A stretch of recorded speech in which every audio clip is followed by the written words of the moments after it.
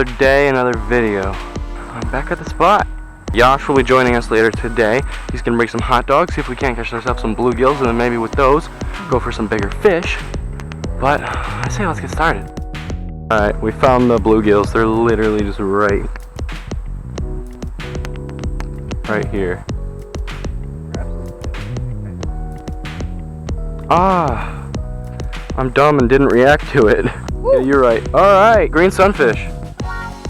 Yo, wait, no, that's a... Yeah, green sunfish. That's a giant green sunfish. Bro, I have one of those in my tank. Did you see the video? I have one of those. Should I just cast? No. I have one of those in my tank with a green, with a pitch black tail. Nah, it's just a green sunfish. It's a really nice and vibrant one, but yeah. First fish.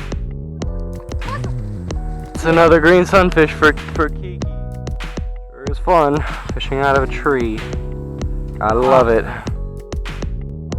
There we go. Woo! First fish. Finally. This guy's just a regular bluegill. I'm now at 1 fish, Kiki's at 3, our water looks like straight mud, and Yash is at 0.